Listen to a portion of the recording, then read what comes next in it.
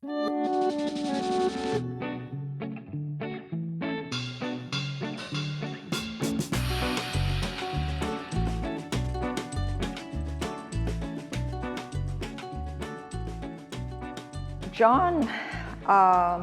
got his start in art when he was in the service.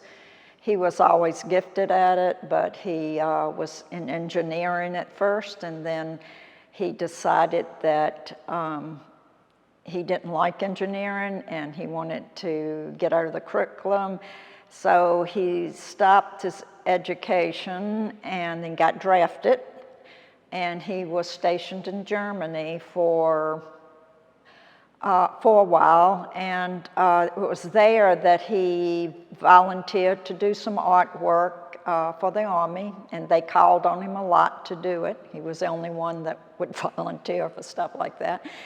And then on leave, instead of staying at the base, he traveled around, went to museums, saw artwork, and it's there that he decided that's what he wanted to do, was to go into art. So he went back to the Toledo University and begged them to let him back in. They couldn't believe he wanted to go into art, so they made him see somebody who interviewed him, and they decided that he was the type of person that he wouldn't be happy in engineering, although he could do anything he wanted to, but they wanted him. But so they let him back in, and he majored in art and painting. And then after painting, after Toledo Museum, he worked in the graphic arts industry for a while, and then he went on to the University of Iowa to finish his master's degree. And and that's, how he got started with his art. And then later he was brought to Lynchburg as the director of fine arts. That's what brought him here. And he did that for a short while, and then took a job at Central Virginia Community College and taught many different subjects like painting, drawing, you name it, he taught it. Design, printmaking. So his abilities were in a lot of different areas, and his interests lie in doing these kind of techniques. Photography was a great interest to him as well. I got out of high school and couldn't find a job anywhere, so my mother decided I should go to CVCC. And where they put people who can't do much else was art. So that's what I wanted to do, because in high school I had taken some art classes and stuff. So I went into the art program and started working I was a painter, started painting, and I went into that commercial art program later and took many classes. And then later I transferred to, which was called Lynchburg College at the time, but it's after I was married, I went over to Lynchburg College and finished my degree. And then later I decided to go to graduate school after my daughter was born. She was about 9, and my husband told me that he thought I should go ahead and we should try it. So I went to James Madison University and got my BFA, and I decided that I would major in photography. So my degree was in photography, and I took as many hours in printmaking. My favorite medium is photography, really, because although I was a painter, and I still paint some, I'm getting back to it, I like the fact that photography, you could kind of make it do what you want it to do. I was never a commercial photographer. I never was a straight photographer. I always pursued it with a synthetical attitude. I kind of manipulated things from the beginning, either by angles or by how I photograph things. And a lot of my work sometimes looks looks like it was collaged together, some works, not what you see in the studio now. But, and it was all done with the camera, a straight approach, but a very synthetical approach, or I should say manipulated approach when I did the actual photography. And then when digital came along, I started making the plunge into that. And one of the things that appealed to me was the fact that, you know, I could make it look the way I wanted to. And I always approach my photography from the idea of I wanted to photograph how things felt, not how they looked. So I didn't want them to look like it was an observation so much as that it had more of a feeling to it.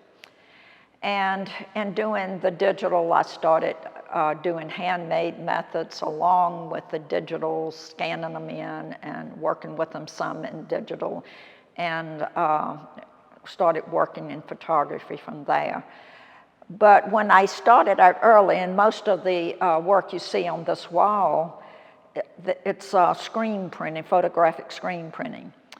I worked on this process when I was at JMU taking printmaking, and with screen print it's a stencil process, so the challenge was to make it look continuous tone.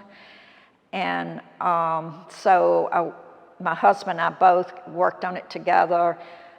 He was also interested in screen printing at the time, working on it himself.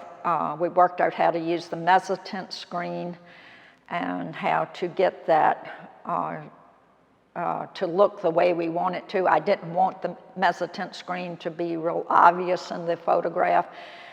And then later we moved on to other techniques like using green and stuff like that to get the continuous tone. So screen printing, and then later I got into collage. I'd always worked with collages, and I started doing many different ways of doing it, just paper collages, and then I started working with objects and doing collages with found objects and stuff like that. So my daughter has one called the Violet Air that she keeps. That belongs to her. He gave to her, and before he died, and because she wanted it. And he's also given my granddaughters some smaller paintings, but I can't realistically keep everything. So this one is one of my very favorites, and I also like this one over here. I think it's. It may be, I can't remember the titles of all of them, but I think it's right here on this. This is Mountain Rain. Yeah, that's right, Mountain Rain. That's also one that I hung in the house for a while. And another one is The Marriage of Heaven and Hell. I hung that in the house for a while. That's also one that stands out to me. He was a very gifted painter, and he painted in the, he was sort of an impressionistic painter in the sense that he didn't go out and sketch, he painted from memory, and he wasn't a specific place or thing. It was more about the phenomena of nature, fog and rain and stuff like that. So all of his paintings come from memories. And some earlier works were mostly sold, and some didn't survive us moving around from time to time. But these paintings you are seeing right now are his work that he did when he retired from teaching. And his last series was the Field and Stream series. He worked on, and the animals. They were the last things he was working on, and some drawings that aren't in an exhibit, but, and he worked on that nonstop for the last 2 years of his life. It was like he was on a mission. And and also the iconic painting is in there of the screen and paint image when you come in the door. This was done shortly after we were married. He had this idea of doing a figure in the field. It wasn't meant to necessarily be a portrait of me. He had this idea of combining the screen print with the painting. And he had to work really big, so he had to collage an image together and put it on a screen, and then he painted it. He painted a lot of the clothing, the colors, and this was once really big. It was like a field out in this direction, but every time we moved, it got cut down because we moved to smaller houses. And one day he came in with it like this, and I was shocked because I didn't know he was going to cut it down. And Paris, my daughter, she says, "Why did you let him cut it down?" I said, "I didn't know he was going to cut it down." So this was the final version of this particular painting. And he not only did the photograph, but he made the top that I wore, and it was his army jacket that I have on. And it's sort of it's about time, place, and it's not necessarily, a direct, meant to be exactly a portrait of me, although it's ended up being one. So it's, that's one of the ones that most people in my family remember, and I also saw it through many transitions. And we worked together constantly. I was his model. He would work with me as my model, and we even talked about collaborating on pieces, but we never got quite to it. In a way, these are kind of collaborations where he's in the photograph and stuff, but we just always had a really close tie with the arts together, and he was my biggest advocate, and he was my mentor. And he taught me how to paint and to do most of the processes that I know how to do. He was instrumental in getting me started with it. He was like a walking encyclopedia. You just had to ask him something, he knew the answer right away. He just had that ability. And so we always worked really close together. Some of them mainly worked with film grain. We had to make a screen that worked with the scale of what I was doing, and we used that most of the time, but then later I found it just as well to use grain, to get large grain by different processes, like working with fine line A and B developer, which is difficult to work with, but was able to work with it enough to get what I wanted. Also, some of our students, Kathy Cutland, she used to work in screen print, and she would use 3200 film, which also worked very, very good to get grain in the photographs. So we worked with this, and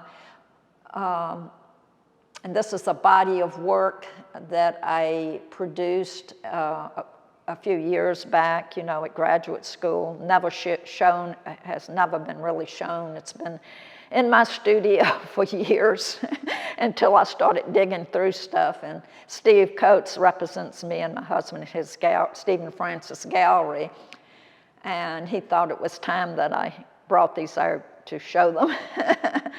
And then on this wall are collages that I've always kind of worked with collages, but I started producing. This one was purchased. This is called Rise. It's purchased by Kathy Cutland and Son Loan, and these are all done with paper and some paint, and like painting in the background. And that's another one that's just paper. This is a paint and paper collage on this wall.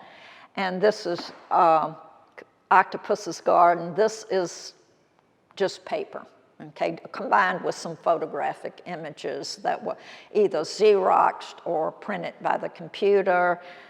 And a lot of these photographic image were printed with the computer and put into a collage. And then, this is an earlier collage that it's called collage on a Madison Street collage. It's one where I used some wallpaper that we were remodeling a huge house on Madison Street.